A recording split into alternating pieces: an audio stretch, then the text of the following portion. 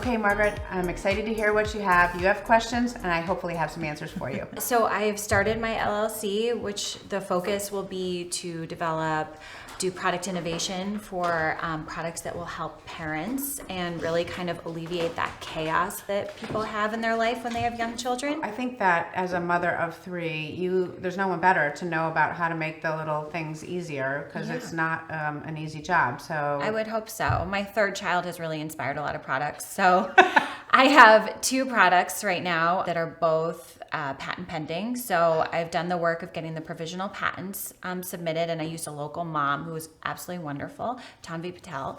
And the one product that I came to kind of get your help with is a soft good that's for toddlers specifically.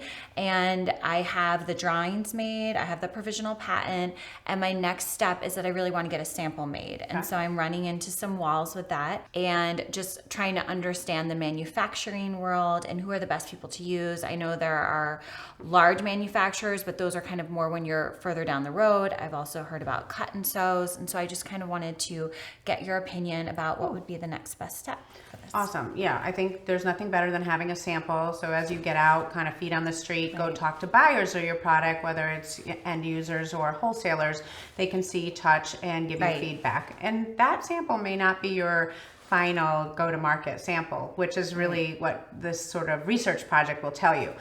I think thinking about manufacturers, you've got to find somebody that can help you get a connection to a manufacturer. So cut and sew by definition is fabric that is sewn together. It's a very specific industry. So there might be shirt makers, suit makers, dress makers. You really need to find somebody in the category of your product if it in fact is a cut and sew product, because other soft good products are also knit.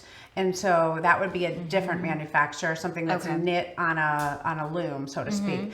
So once you identify what's the substrate and what are you really looking for, I'd go out to your network and find out if you have someone who could make a warm introduction to you. Okay. And by warm, I mean just sort of teeing up that you're a good person, you mean business, and that you have a project that's worthwhile. Right. As a manufacturer myself, I get called all day long to develop projects for people, and they have no money, no budget, no sales plan, but they want me to do hours and hours of development to give them a sample. And they're like, oh, we'll pay you a couple $100. And I'm like, why would I do that? Right. So I think you want to really convey that you have a business background, which you do. You've put patents in place, which are money, and you're putting your skin in the game. 2, you have a business plan to roll this out. You really know that once you get your sample, you're doing this, that, and the other thing, so that the manufacturer knows that the investment of their time and resources is going to pay back. Absolutely. So in terms of what you can go to the manufacturer with, would you recommend having your tech pack finalized and having that list of goods as well before you even reach out to the manufacturer? Or can they kind of help you along the way with that?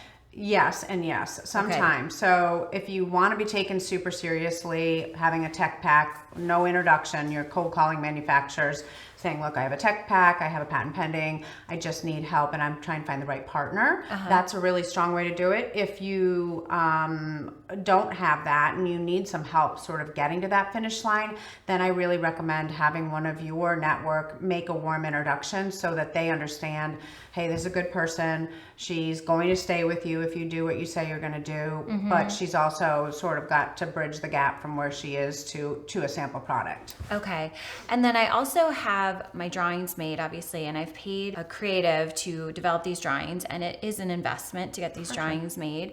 And as we've kind of been talking with different moms and everything, the product has iterated a bit. Yeah. So what is your advice instead of just continuously paying that big fee to get the drawings remade? Is there someone who can just kind of help you iterate along the way, or who's the best person to reach out to for that? Should you go on Upwork and find someone who can do that for you, or is that an expectation from the manufacturer? I mean, so at some point, once you get further down the road, you want to have an actual tech pack and drawings of what you're making for documentation, production.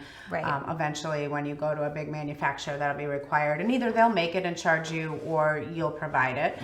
I think maybe another way to think about this iteration is there any value in just starting? Rather than, we can all improve our idea. Right. or any of our ideas over and over, sometimes that also comes across as a perfectionist play.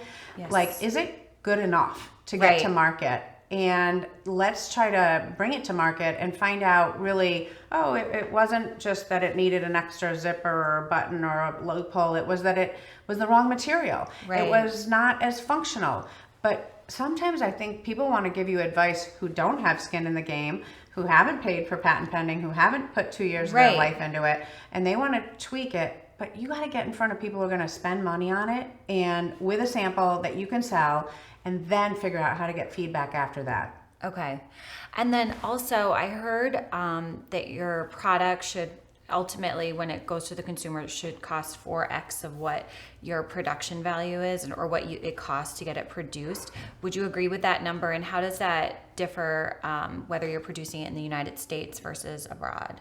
Okay, so if I'm hearing the question right, Margaret, you're saying that product costs you $10 to produce, it should retail for $40? Correct. Okay. Yeah. I think that's a good starting point. Okay. I don't know enough about why you might be able to charge more or what's so unique about this that, I'm a big believer in value pricing, not just formulaic pricing. So what I mean by that is there some intrinsic value that this product has that you've masterminded that might make it worth 6 times? Right. Versus, no, I'm going to get my cost and charge 4 times. And I think that's really important for people to listen to and think about pricing in general.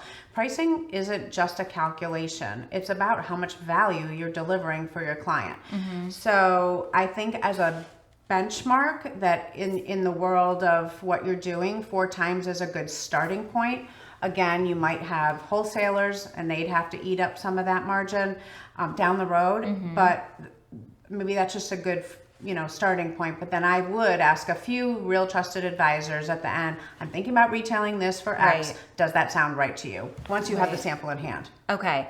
And what is the difference between producing your product in the United States versus abroad? Like, how much does that cut into your margins? Like, do you recommend trying to produce here, or what are your thoughts on that whole? So I have a lot of experience in overseas production. One of the reasons I bought my current company was because I was making 90%, a large portion of my last company in Asia. I was going back and forth to Asia like it was Schaumburg. Right. And I realized for me that I saw some things that didn't align with my value system, especially, young children and things in factories that were audited. So for me, it became really important to manufacture in the US, along with all the hurdles that come with that, higher labor rates, much more difficult labor force than you would have in Asia, where they're very compliant, and that's just not where we are as Americans. I think you need to think about, would that be an advantage to, who you're going to sell to? If you're selling to Walmart, there's absolutely no way that you can make in America. They will not support that price point. If you're going to sell door to door, direct to mom, to mom, to mom, to mom, maybe USA is fine, knowing that it's going to be 30 to 50% more money. Right. I mean, from my perspective, I'd love to produce in the United States. That would just be kind of a goal of mine. So I was just curious, what the differences would be for pricing. But yeah, 30 to 50%. And I think that everything gets better with volume. So maybe up front, you can't have a 4 times margin because you have a very small sale. Down the road, as you scale and things get bigger. A good way to talk about that is go to some of the fashion brands. I mean, somebody comes right top of mind, Maria Conejo in New York. I can introduce you. She makes all her stuff in New York, all in the USA. Okay. Price points seem great as far as, expensive, but not crazy. Right. So she's figured out a way to do it. And I think there are ways to do it. And I think it's just about getting connected to the right sources. Okay.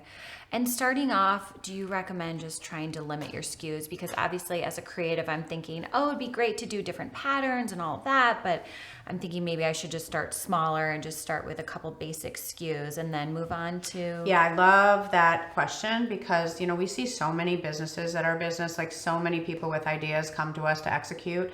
And the ones that start...